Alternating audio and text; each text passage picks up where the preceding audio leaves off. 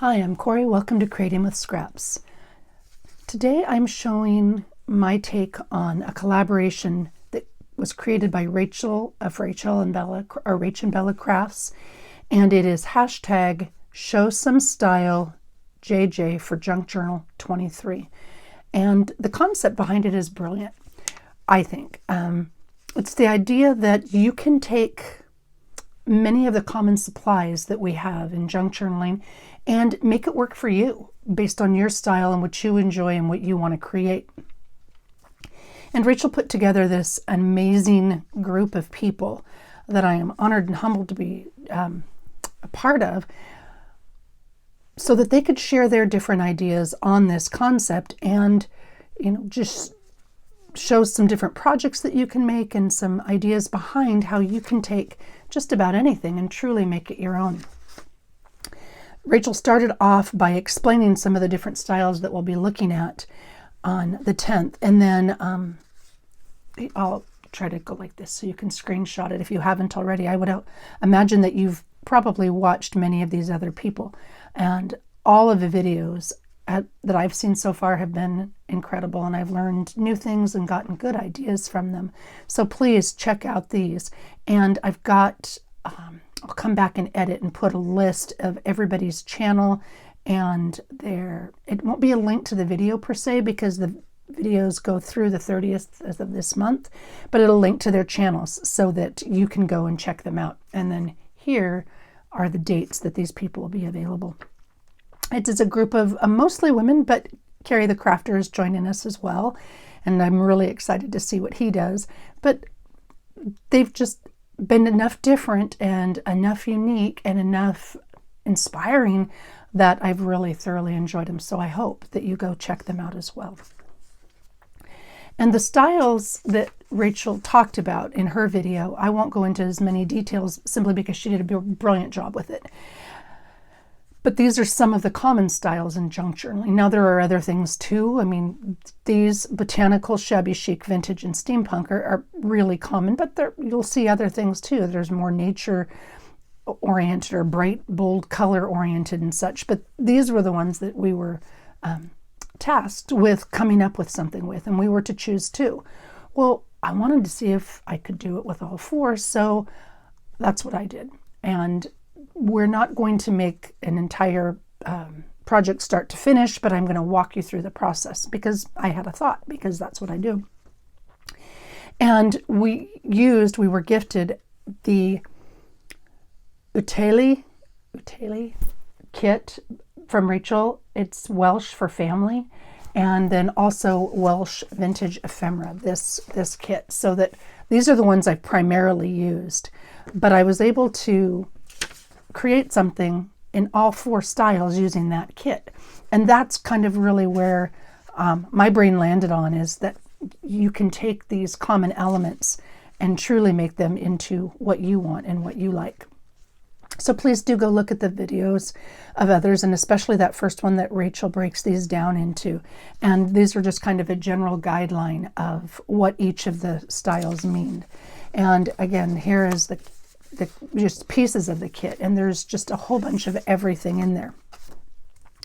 All right, when I was coming up with what I was going to do, I originally had intended to do a mini booklet because I've had one in the works for a while.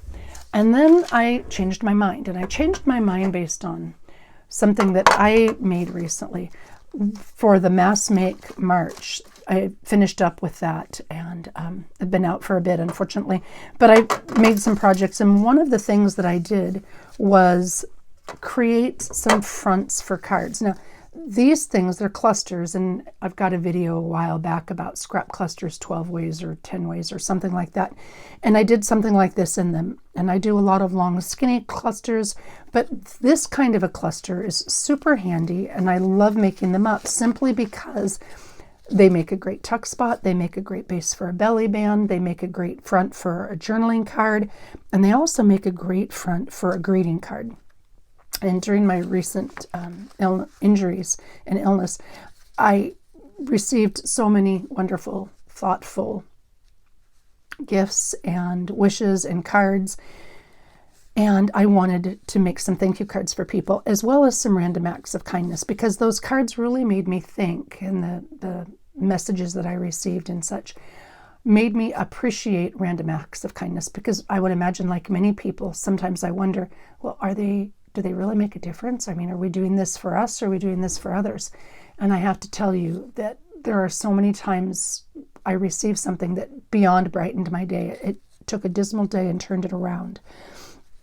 So anyway, I wanted to send thank yous and then random acts of kindness to other people, simply because, everyone can use their day brightened. And so I just took a bunch of scraps and I used one of my formulas for clusters, and I started making some fronts. And the idea is I put it on a card, and then they can take it off and use it in their own journals in a variety of ways. And so I made quite a few of these. And then I just used what I had on hand I had used scraps that I had, and I used my trays that I have my ephemera stored in, and I made up a bunch so that I could just put them down on a card. And so when I was thinking of something with this, I thought, well, I wonder if I can take this same concept. They all look a little bit different. I'm not naming these particular styles because I just used what I had, but I was wondering if I could take this same concept and apply it to the 4 different styles that Rachel had listed and shown. So these were the ones that I had made before. And you can see, I've got animals and nature, and I would almost call that one shabby chic, even though that's not my general style, but based on the definition that Rachel gave us, I'd call this shabby chic. So anyway, that was my inspiration or impetus for what we're going to be doing today. And it's basically using a formula to create something in each of the styles. Now, I feel with Angela Kerr on this because she struggled with steampunk, and I struggle with steampunk. I absolutely love it. I think it's beautiful. Like, I purchased this last year from Debbie Kipp, and I think I would consider this steampunk, with the texture paste and the crackle and the foundry wax and all the cool things. Love it, but I really struggle with doing it. But I wanted to see if I could. So it's not brilliant, but there you go. And so if we're looking at the styles, if I'm matching them to what Rachel had put out, I would consider this one botanical, and I would call this one a shabby chic, and I would call this one vintage, and this one steampunk. And it's not super steampunky, but it's got the metal elements, and it's got some paste and wax and buff and metal gears and such. So it's as steampunky as I do, even though I do love it. So I was able to use the same exact pieces from the kit and just change them up a little bit. And that's really what this is all about. It's taking a formula and making it work for you. And I did notice when I was doing this that there's kind of a lot of overlap in some areas. And here's what I mean by that.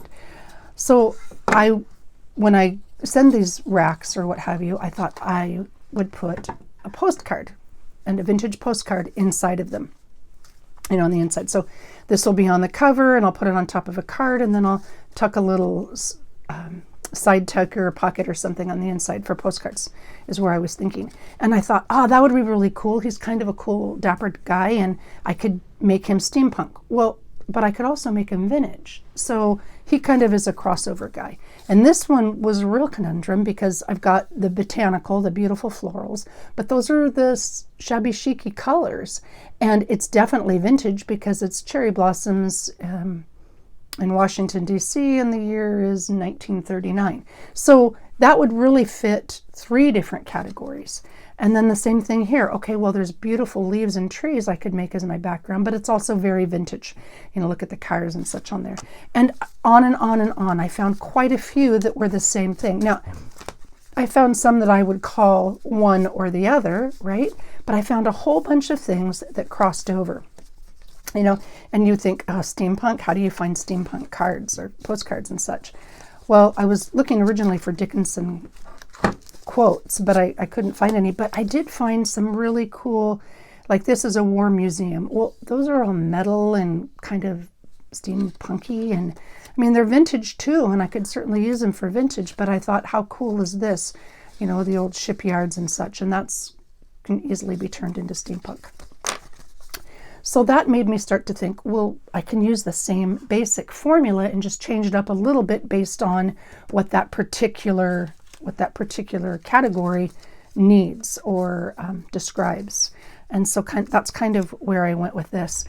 So I started with Botanical, and I used window film or transparency because I had some, but if you don't have that, these page protectors work really well also. They're not as stiff, but if it's going to be on top of something else, it doesn't really need to be stiff.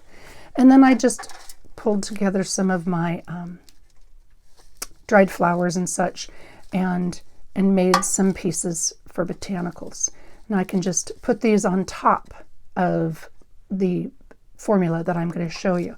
And now I know this isn't necessarily botanical, but it's nature, and I think of nature and botanical in the same vein. So feathers and flowers. Well, this flower is an old dried carnation, but I could easily use that on shabby chic too because of the colors that are involved.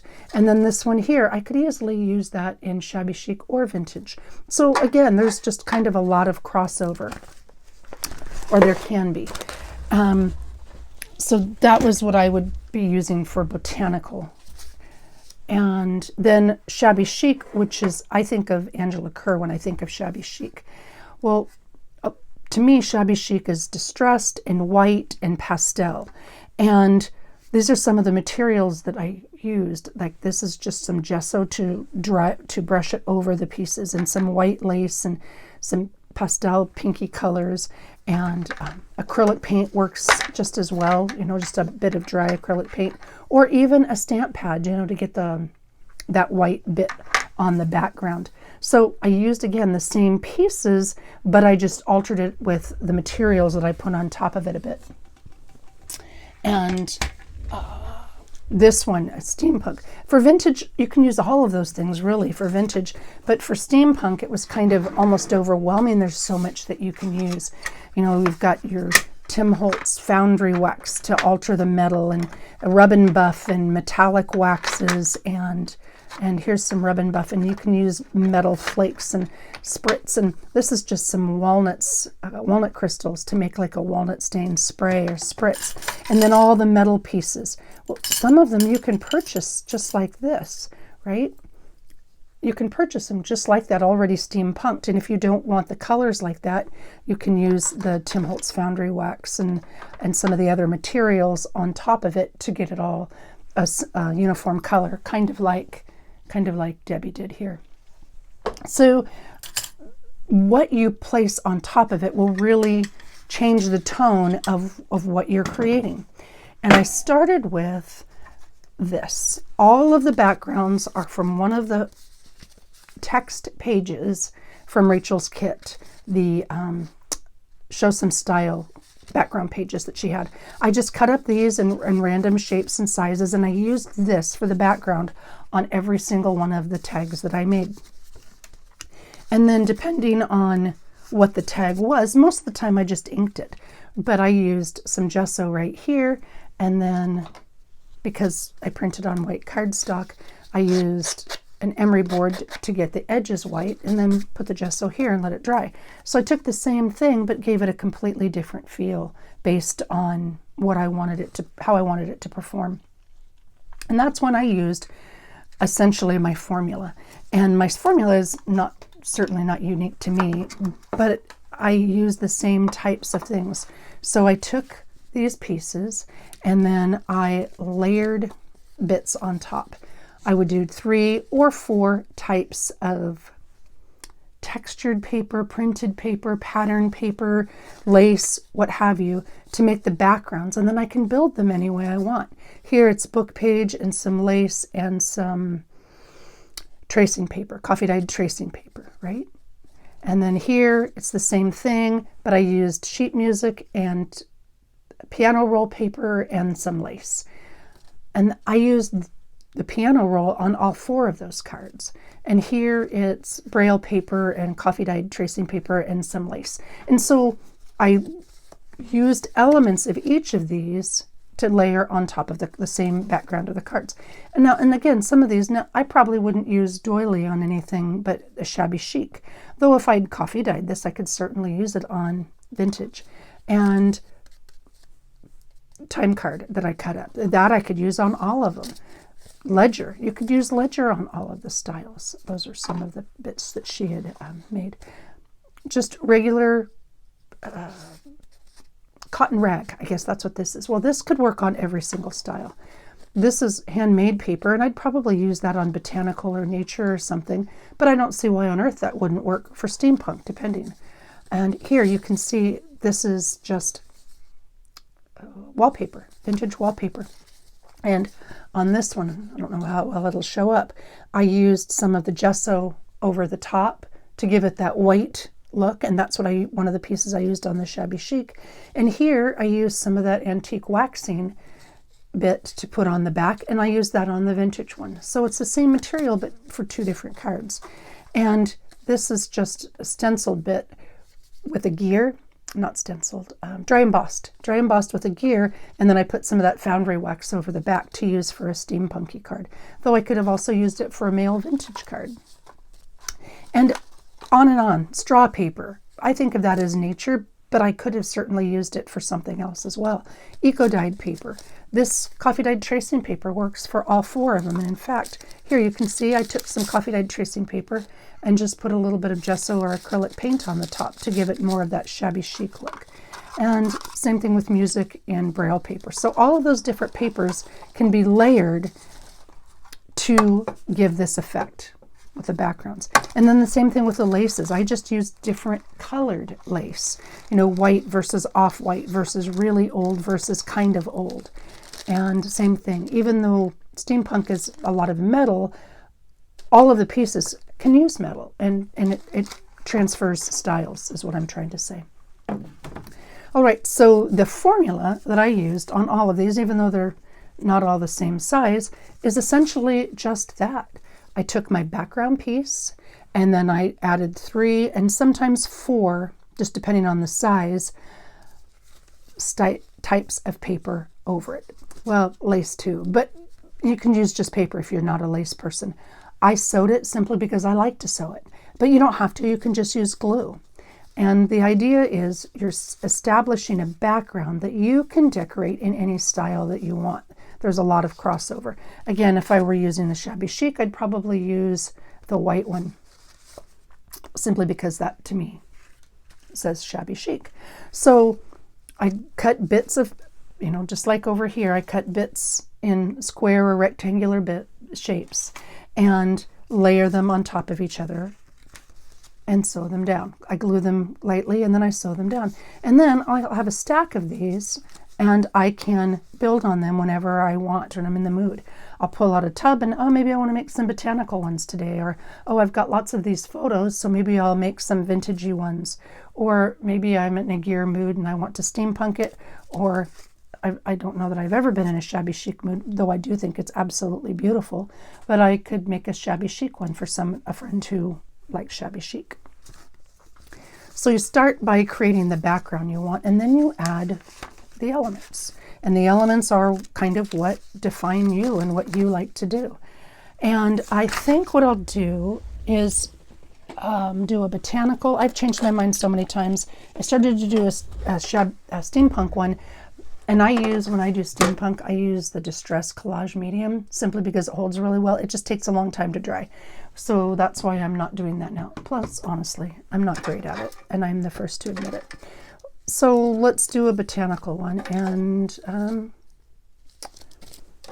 gosh, what size do I want? Here, I'll grab these couple because they've got label and they've got a flower specimen or whatever, so I'll use these. So I'll do a botanical one, and none of those that I did, in Rachel's kit, she's got all kinds of little labels, and then she had a recent freebie on coffee. Maybe I'll use one of these. So I just kind of printed them up, and these roses or flowers, to me, they say shabby chic too. Very much a Tim Holtz thing. So maybe I'll grab maybe I'll grab one of these because they're not very big. And then I've got some little birds and butterflies and fussy cut bits, and then some labels that she had with that Welch kit. So let's see, let me pull out some of these. And then again, the photos. You can certainly use the photos to layer them up. And I think that's kind of what we'll do here. And so I'll take this one and zoom in just a little bit, and I'll see what's singing to me. She's kind of pretty, and she kind of looks good on here. So these might be a little bit big for this size, so maybe I'll do this. And I haven't inked it, but sometimes, you know, this one's got ink on it, so I'll ink this here, and I could rough it up a little bit if I wanted to with a distress tool, but I'll start with that. But by itself, I could take this in, you know, a vintage style, or if I put some leaf or something on there, I could maybe take it into a more botanical style. But I see this and I think more vintage. But you know what? I really like this lace for vintage, so maybe I'll swap these two, and I'll move this over here. And let's see what else have I got. No, I don't really like the pink with it, so I'll just kind of play around. And could I put a bird on a vintage one? Could she be? Sure. Maybe she's a bird lady. I don't know. But you know, maybe I'll use her instead, because I truly didn't plan this out. And that's awfully large for that. But you know what? This guy's kind of cute. Oh, there we go. Okay, I kind of like that. So I am going to ink the edges on this one. I like the size on this one. I like the size of that birdie. So I'm going to call this one vintage. And even though I don't think of myself as a classically vintage person, I do more of a grunge or a shabby style, I do think that works pretty well on that. So I'm going to glue it. And I'll call this one vintage, simply because of what she's wearing, and she kind of seems vintagey to me. All right, put that there. And then the birdie, I already inked him. Oh, good. I just kind of like him. I think he's cute. I think he adds something. But I don't think I want to glue him down quite yet, or her, I guess. You know what? Maybe it doesn't need a birdie. Maybe it needs a flower. Well, these flowers are kind of big, but there's no reason I couldn't just cut off a bit of the flower. All right, sorry, guy. You're cute and all, but maybe I'll use you on something else. Maybe I'll use you on another piece. But I've got this bit of flower here, and that's kind of Victorian, and which is definitely a vintage thing. So let's see if I can. It's too big the way it is, so maybe I'll just fussy cut it a little bit. Let's see, what have I got here? Fussy cut this a little bit. There's nothing on earth that says you can't take something that already exists and alter it to suit what you need or what you want. So let's see. Is that too big? No, because I can trim that off. Okay, I actually kind of like that. But I want to rough it up a bit or ink it up a bit so it's not so stark white. And I'll do that. And I just want a bit of it over here. I'd still want to be able to see that, I think, and like that. Okay. So I'll put this on.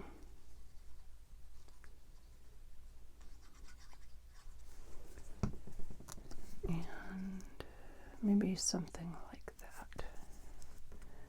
And while that's drying, I'll take one of these little itty-bitty labels. Well, they're not itty-bitty, but they're smaller, and I don't care for that color. I don't want to call her a cow. Hereford's a cow, so maybe I shouldn't choose that one. Can't read that. The print is just a little too small for me. But I could put that there, and actually I kind of like that, so I'll do that one. I'll ink this edge.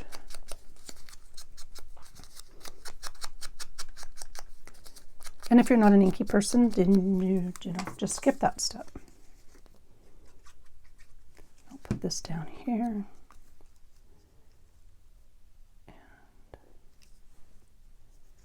I'll lay that over the top.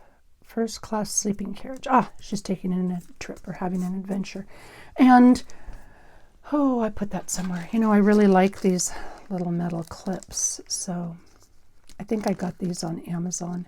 I know Tim Holtz sells some, but I think I got these on Amazon. Mini paper clips, I think is what they're called.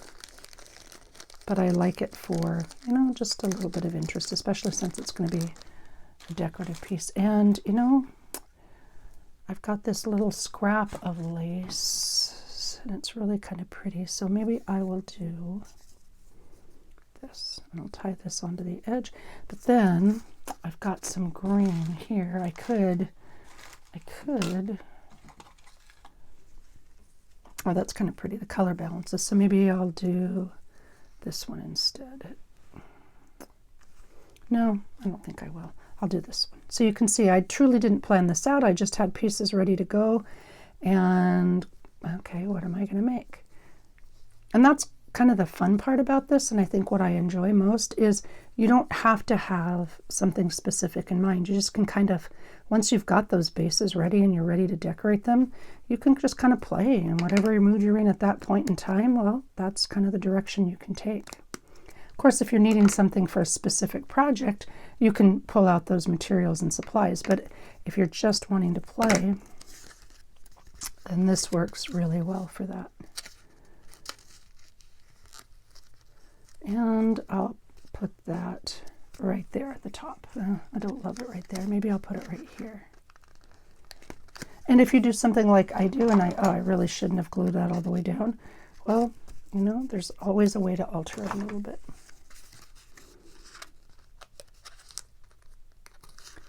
And yeah, I like that better. I like it down a little bit lower. And I like the balance of the lace. So there you go. I would call that one, now that it's dry, I would call this one more of a vintage. And so there is a vintage piece. And let me cut that edge because, you know, that's what I do. Now, I could have left it over the edge. I mean, there's no reason on earth it couldn't have hung over. But this is kind of, you know, the others are done that way. So I would call this one more vintage. All right, so there's a vintage one. And then let's create, well, I didn't do the white paper, so we won't do shabby chic. How about, oh, that's right, Botanical. I pulled out some things to do Botanical. And so let's use this one for a Botanical. And I can just take, well, let's see, this one's a little big for this card, but I could sew it smaller if I needed. Or again, there's no reason on earth it can't hang over if I wanted it to, right? There's no reason it can't be, you know, hanging down or dropping down. But I think for this one, I like the balance. In fact, I think I will have it drop down just a little bit there. So I'm going to get another tag or a label, or here, there's some green in this one, so maybe I'll pick that one. Do I like that green with it? Kind of competes a little bit. Let's see. Oh, that one's better. That one's a little bit better. It's a little bit lighter shade, but so is this one.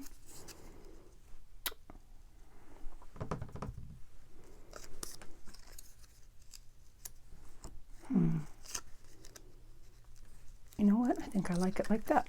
So I'll ink this up and that, and maybe this one I'll staple on just to get it that way. And grab a stapler. And I did kind of like it in that location, so maybe I'll put it there. And I did actually kind of like it hanging off the bottom, so maybe I'll do that just a little bit. Again, it would still work for the front of a card because it's smaller than a card. And I'm going to put this over here. Well, heck, why don't I just staple that piece on? Okay, think, Cori.